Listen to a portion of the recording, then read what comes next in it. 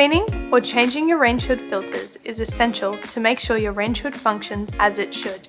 To clean your Rangehood filters, first, remove any filters from the hood using the tab to pull. You can then hand wash your filters or place them in the dishwasher on a hot cycle for added convenience. To hand wash, submerge and soak your filters in a sink with warm, soapy dishwashing liquid for about 10 minutes. Then scrub the filters using a brush or scourer until clean.